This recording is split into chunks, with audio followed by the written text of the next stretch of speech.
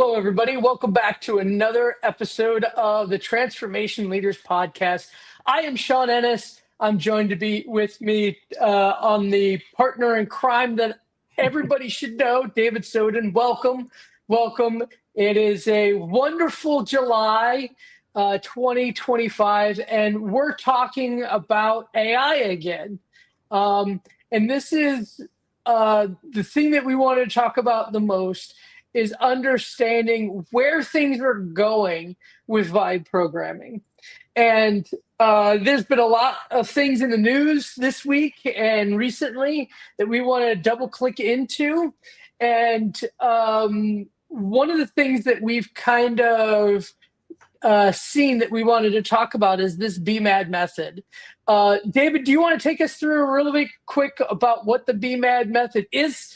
And I'd love to talk about things at a higher level after that, though. Yeah, sure. We'll just keep this really easy. This is somewhat esoteric, a little bit crazy. It's drinking from the fire hose, and we're kind of just do this live and off the cuff. I have a demo and a deck, but in some cases it might just be better to have the organic conversation. So a couple weeks ago, I ran across this guy here. His name is Brian, and he has this method called the BMAD method. And so basically what this is, it's a universal agent framework. But before we get into the specifics of that, let's take a couple of steps back and talk about it's almost a cliche term now, prompt engineering. So prompt engineering was the thing, the big thing that everybody's trying to wrap their head around. First, everybody used ChatGPT, just asking questions, somewhat tongue-in-cheek, somewhat very productive. And then to make it sing, to make it do what it does, we did all this wonderful stuff called prompt engineering. And it was a technique or the learning in plain English or some other language, how to talk the secret love language of AI. And the love language varied depending on the model and so on and so forth. And then we got MCP late last year, and we continue to go. And in the last 90, 60, even 30 days, a lot of people are coming into the knowledge of it. But there's this new term or this new buzzword called context engineering. And this is essentially the idea or the concept that there's a prompt engineered library specifically personified to mimic a team of members to do a particular workflow or task. As it relates to development, most people understand and have heard the word agile development, but agile on its own could apply to anything non-technical as well. It's just a way of iterating through a series of requirements and tasks and things that need to get done. So you could almost think of it as almost as project management. And in project management, they have what they call the PMBOK, which is that whole framework and orchestration for managing projects and things of that nature. And so this BMAD method is essentially something that was around before the buzzword took really hold in the industry, in the world. And so the context engineering, what I just explained to you, is in fact exactly just this, and which is really interesting. So I'm going to pop out of here and take you into VS Code that I have here. And so what this essentially does, if I come down here to my agents, notice I have my regular built-in agents, which is in Copilot Studio. We have agent, we have ask, we have edit, and things of that nature. And so what's kind of interesting to this is down here, we have these custom agents. Now, if you wanted to create a custom agent, let's just say, I don't know, we'll make this up, right? We'll make it non-technical for non-technical folks. Let's just say you're in the C-suite and you have a CFO who handles all of your finances. You have maybe the COO or a director of operations. And anyway, you have different roles and personas, and they have certain things, certain responsibilities. Now, they do vary from company A, maybe Acme Incorporated, versus, I don't know, another one, Roadrunner Inc. or something. And so even though both companies have the same title, the rules, the responsibilities, kind of what they do can vary, or there's varying degrees, but there's also a core set of responsibilities that are unilateral across any company that role has. And so what you do is you configure this model, you give it a name, and then in plain English, you basically just say what it is or what its role is. And this is what the BMAD method does for you. So now let's bring it into a little bit more propeller head geekish speak. And if you're not a developer or you don't know anything about Agile, Scrum, or development, this might be a little crazy for you, but just kind of follow along a little bit. I'll use as much plain English as I can on it. So in the development of all of this, typically you'll have like a business analyst. And so over here we have analyst. And then you'll have an architect that is responsible for putting all of the Lego pieces together in some cohesive manner so that it makes sense. Usually there's some graphics that go along with that. And then you might have a developer, whether it's a senior developer or a back-end developer, a front-end developer, all of that's there. But it's just generically listed as developer. You've got a PM, which is your project manager. They're responsible for essentially everything that goes there. Then you have a product owner, which in most cases is usually the client, but it doesn't always have to be. If it's all an internal project, you just designate basically the subject matter expert who has domain knowledge over whatever it is that you're creating. And they know the business side of it. And then the project manager and the analyst translate that down into the geek speak that needs to happen for the developers and the architects to do their thing. Also, you'll have QA, which when the developer writes the code, is it quality? Is it working? Does it work as expected? And then you have the Scrum Master who's responsible for orchestrating all of the, at the task level, the systematic level, doling out, breaking things down from what they call epics. It's just a very large, grand idea. And then we break these into smaller bite-sized pieces called stories. And then those stories get broken down even further to something tangible, a task that your developer will take and do, and then hand it off to QA when they're done.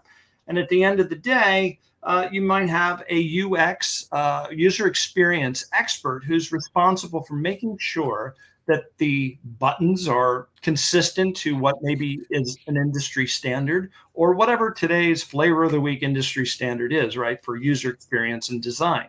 So all of these people, all of these personas within a team, this is a game changer because now as a developer, I have a virtual set of employees or a bunch of teams that I can now, as the developer, employ by simply just saying, hey, I want to work with the analyst, and I'm going to point them to the requirements document. And then the requirements document has, some loose language of whatever it may be, voice dictation from a meeting that you have. And you ask the analyst, hey, I just had a meeting with the client.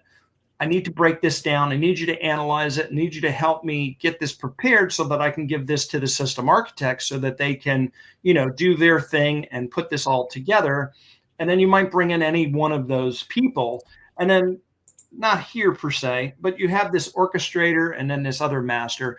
And all of this is extremely well documented. Brian did an excellent job of handling all of that. I met with him earlier this week, I think 2 days ago, maybe even yesterday. I'm kind of a blur right now. But in any event, had the opportunity, really, really nice guy, super smart, obviously. And he's got a team of people that are doing the contributions. You can check them all out here. Here's all the contributors. So you got 28 people all contributing to this concept and idea. And so the BMAD method is bringing to life what is in fact context engineering in a really simple use case and way. To install it, you simply can just run npm install, or you can run npm BMAD method install. Essentially, it's already packaged up.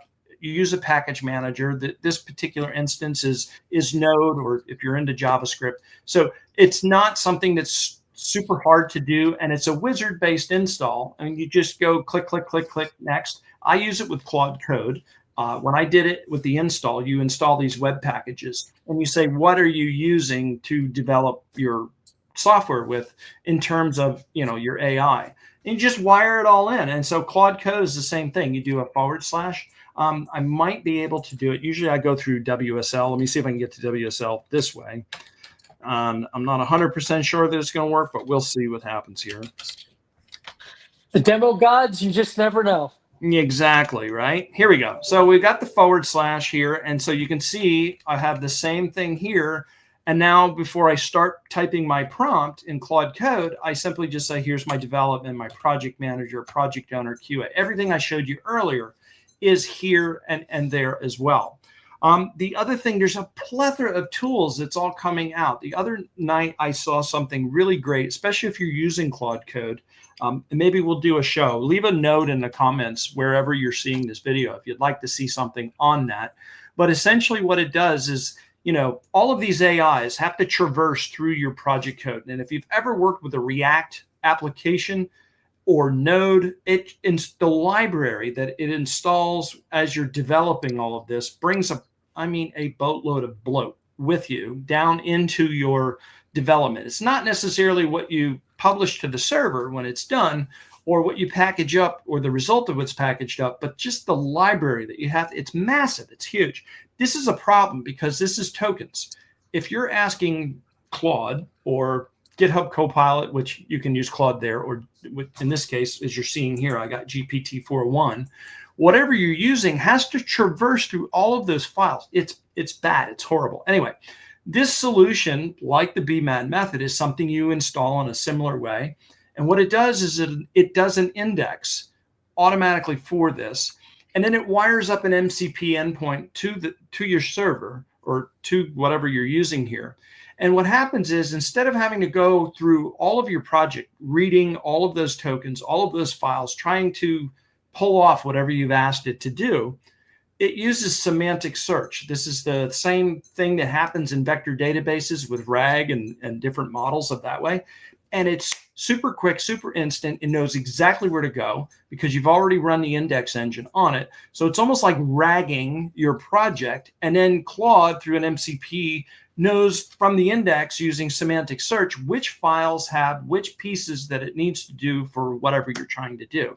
It will save you a boatload of money. Now, I'm on the cheapest plan of Claude Code. It's like $20 a month. I prepaid for the year at $200, but they also have two more levels, $100 a month and a $200 a month, which is a great deal. If you're looking to ever gone on Fiverr or Upwork, you can the level of work that you're going to get for $100 or $200 a month is insane on this. But nonetheless, you don't want to burn up your tokens unnecessarily. So if you do React applications, a lot of Node, a lot of JavaScript, you might want to use a tooling like that to save your credits, because this is crazy. As a matter of fact, I think, correct me if I'm wrong, Sean, next week you're going to give us a demo of something. Yes. I think that you did do in JavaScript or Node or something like that. And I burned through a ton of credits. Yep. I have the mid-tier plan, and the mid-tier plan, I consumed and hit the token limit,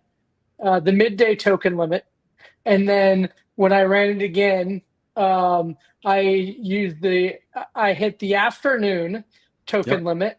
And then I did the next day. So I consumed 2 my levels for 2 straight days.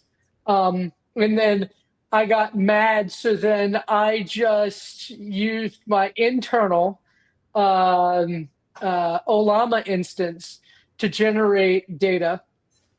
And I had that run completely overnight for 12, 14 hours.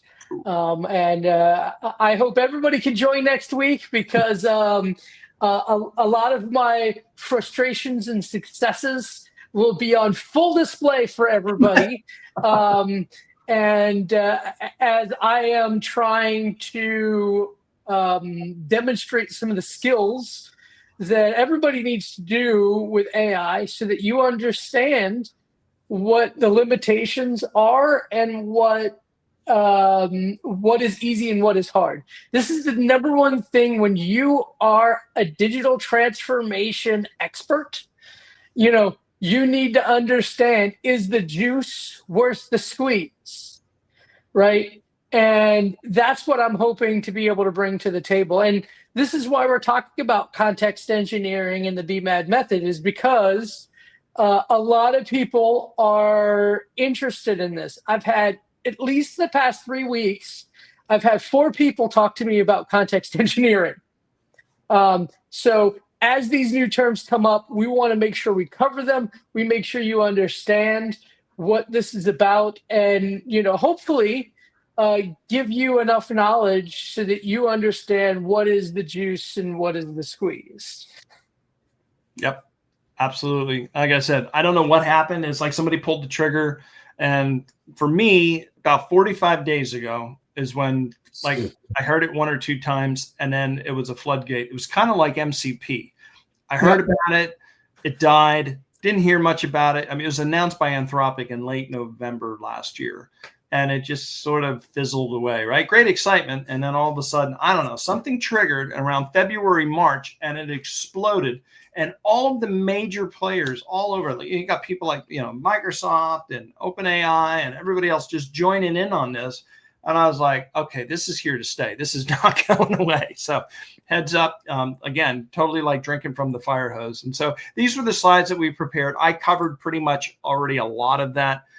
Just kind of wanted to go through a little bit to see if I missed anything because I went so quick on all of that. Yeah, I mean, one of the things, David, that I wanted to talk about is, vibe programming and the negative connotations that it is bringing to the table. And then certainly context engineering is the new lipstick that they're putting on vibe programming. Yeah. Vibe programming is very much considered at this point, rightfully or wrongfully, that for pilots or proof of concepts or demonstration, vibe programming is great. And then a lot of people are like, okay, that's fine. Vibe programming has a role for pilots. Great. Vibe programming has a role for demonstrative artifacts. Great. And a lot of people have aligned to that fact. I would say now 80% of people that I talk to agree on that fact. But here's where things go sideways. People are like, a pilot and a proof of concept and a demo and a demonstratable artifact, all of those are such a small slice of what software engineering actually has to do. And everybody, I hope, has already checked out Grok 4 that came out like 2-3 weeks ago. And when that happened, Elon Musk, used this opportunity to really crow around that the next step from vibe programming is things like context engineering, where what he asked everybody to do is take Grok 4 and take their entire knowledge base in it, dump it all in the context, which is a huge context window, and say, look, I want you to troubleshoot this in memory, and I want you to find all the bugs and fix all the bugs and tell me what bugs you fixed. And I want people on X, what I call Twitter, to shout out what Grok 4 did, which that conversation was incredibly interesting to me because a lot of people rose to that challenge. And what they found out is that it can, just by reading through your code, find bugs without testing and fix them and increase the quality of it. And his point, beyond bragging, which, by the way, Grok 4 right now is the leader of most of the metrics on there. I'm sure that's going to change when GPT-5 comes out. But it comes down to where software engineering needs to be is we need to address the rest of the tail of software. And it has a very long tail. People want to make an improvements.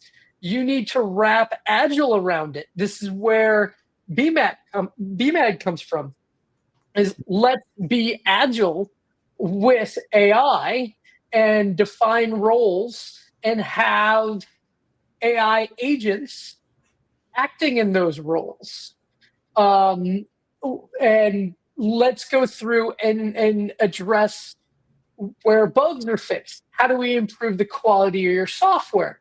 Now, obviously next is going to be pipelining.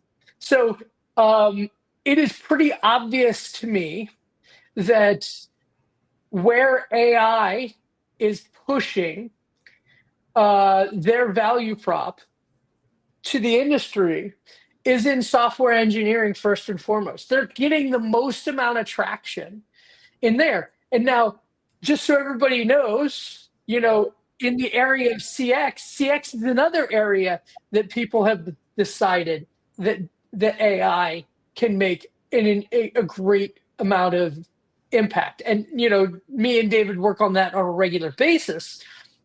So this is where AI is going to provide value, and this is where people are focusing their attention. And the purpose of us talking about this, in my opinion, is that you need to be aware of what's easy and what's hard.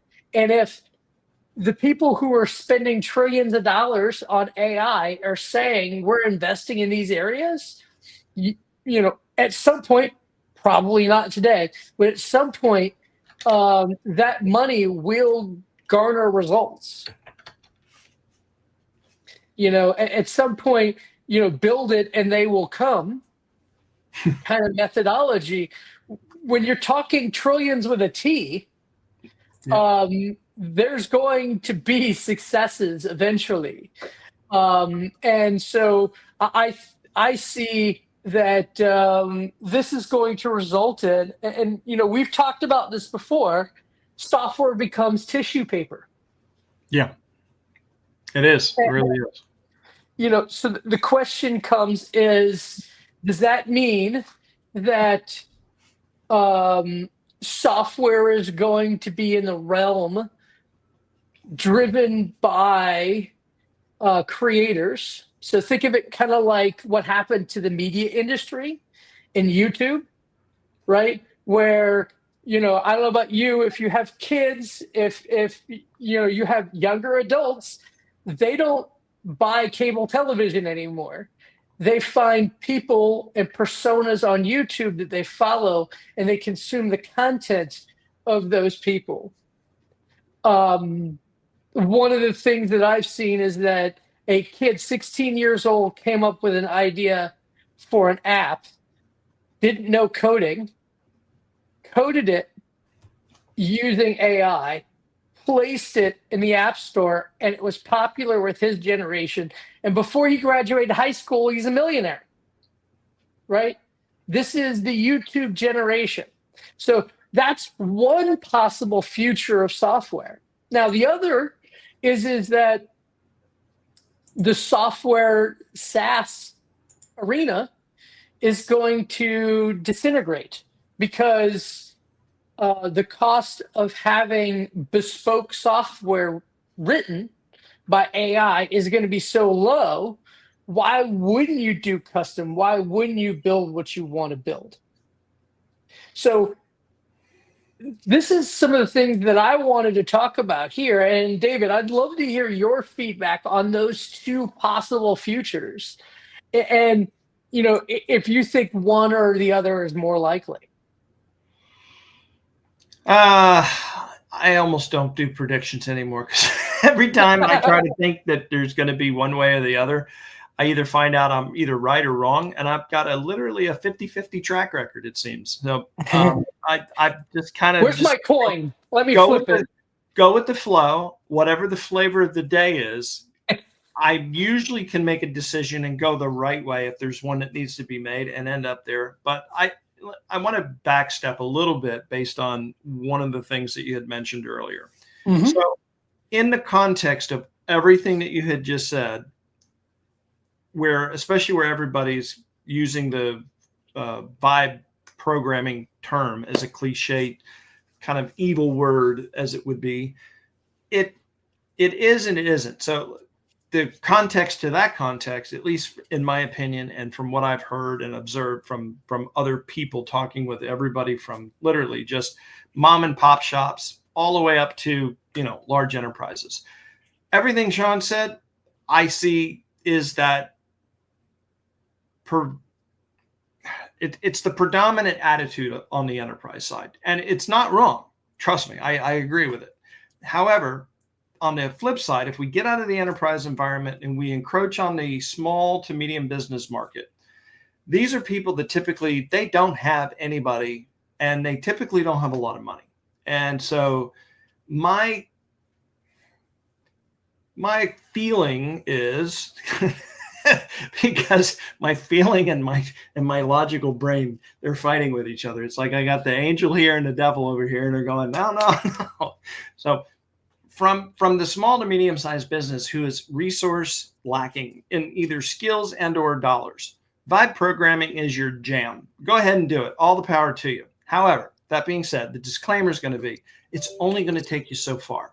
And you need to have that balance of taking every bit of revenue that gets generated and be intelligent. You need to think like an entrepreneur. You need to think like you're going to grow into that large corporation. Do not squander your revenue.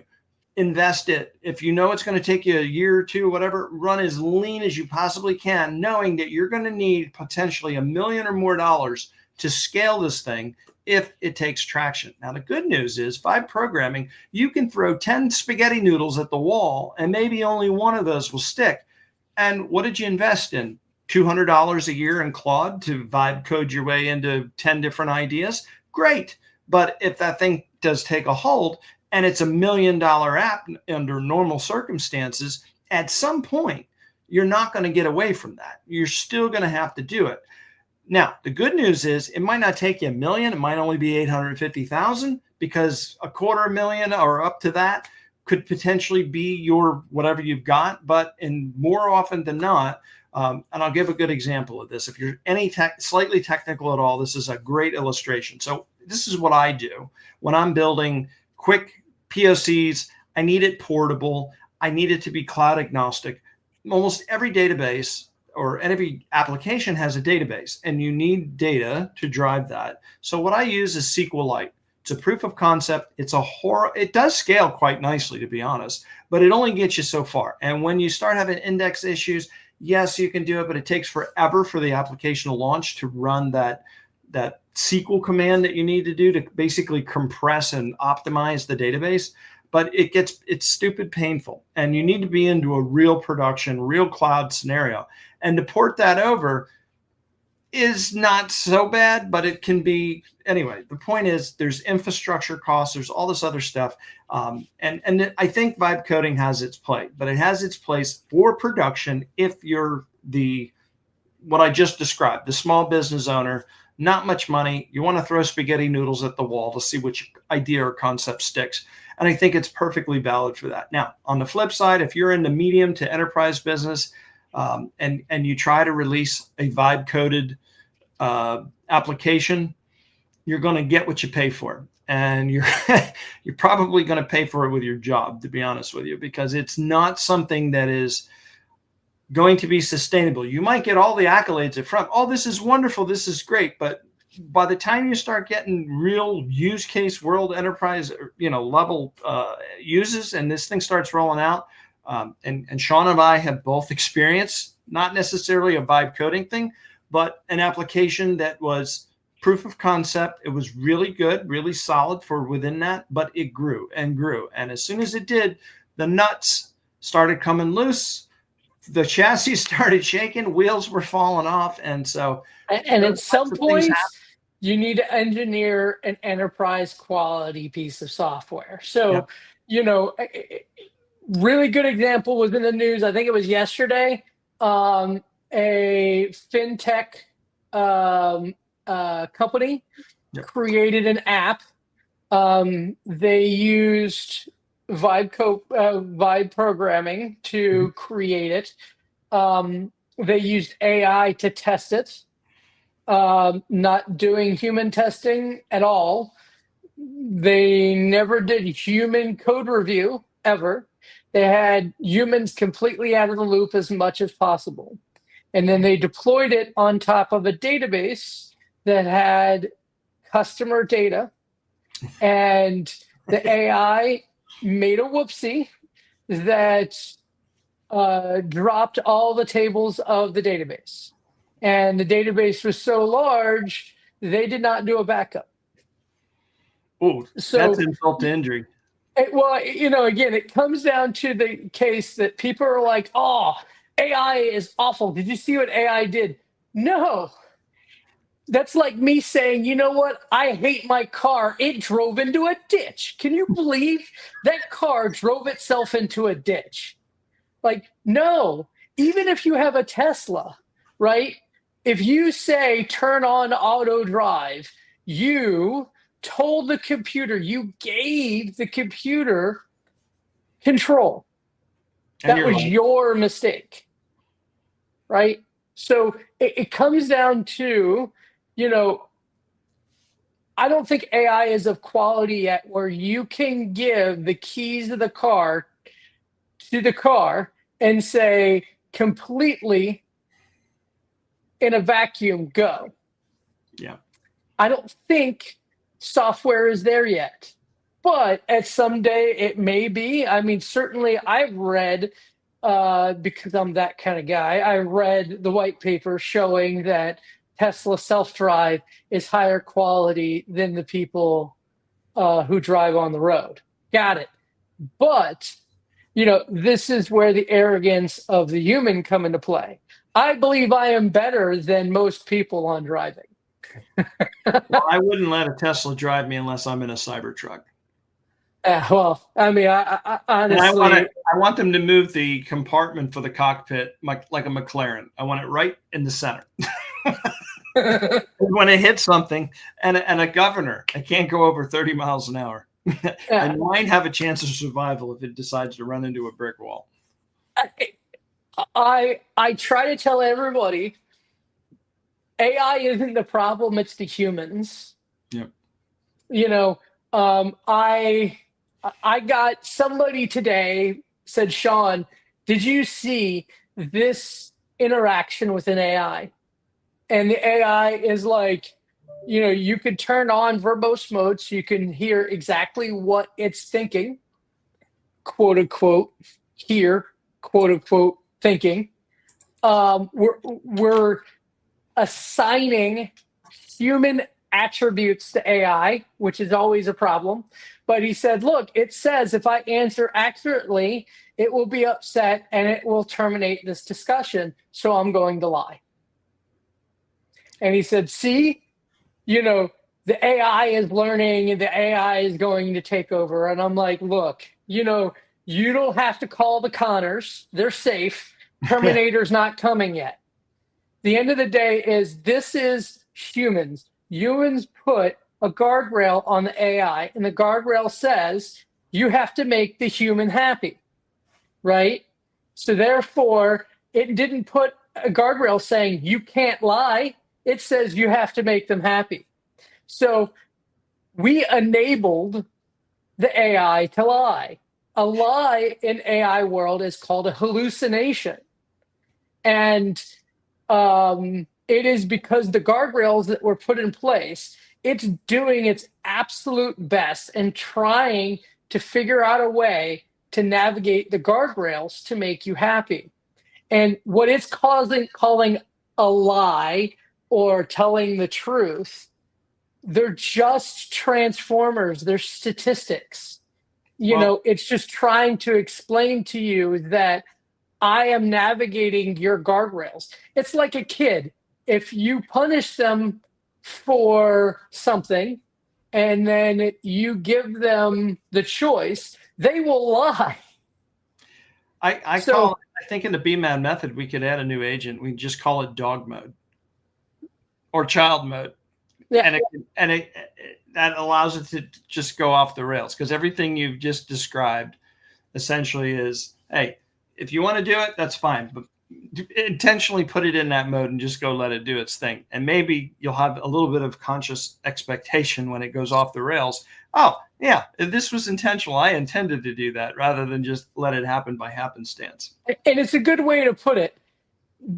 It's not forming an alliance to put us all into boxes so that we're batteries for it, right? It is trying to make you happy and even telling you that the guardrails are wrong. It's off the rails, literally off the rails.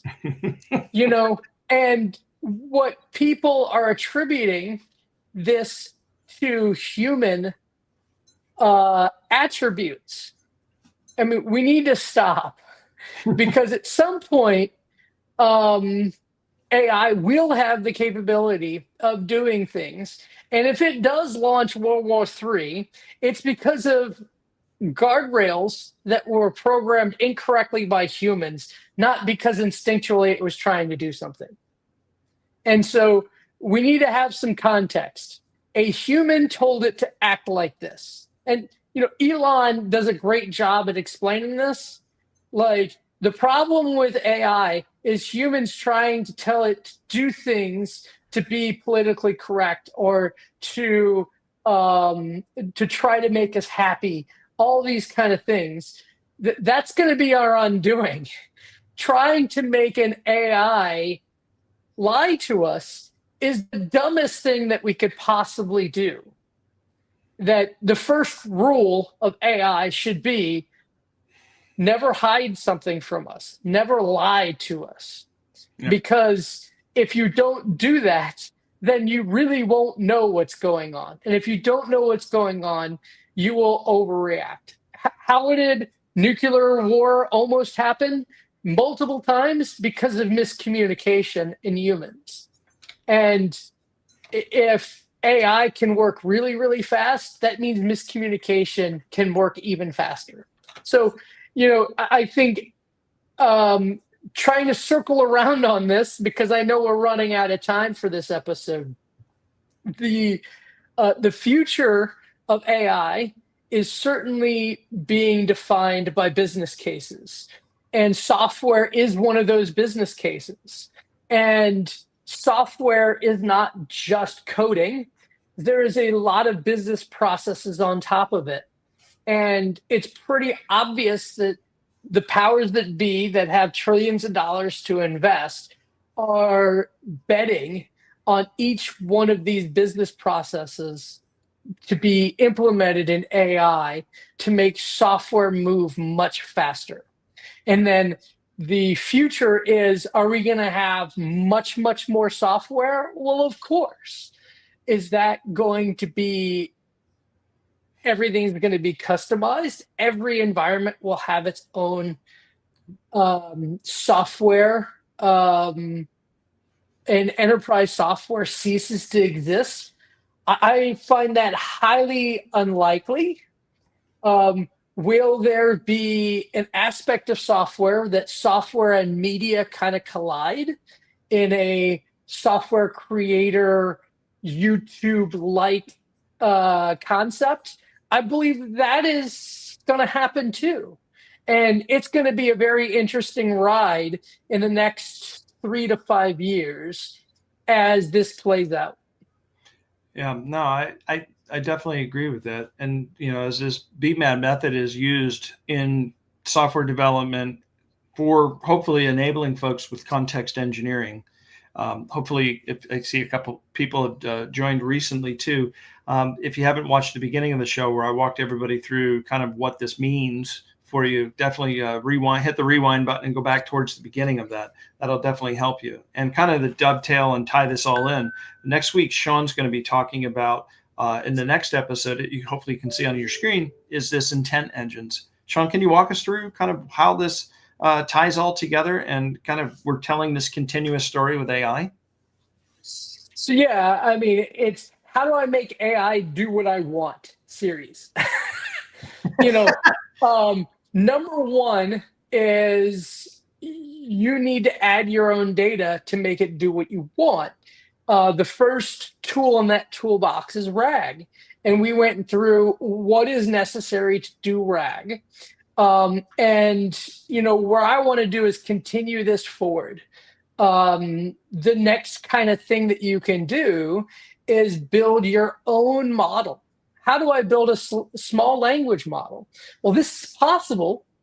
And what I did was an exploration of that using vibe programming. So again, I don't consider myself as a coder, as a programmer.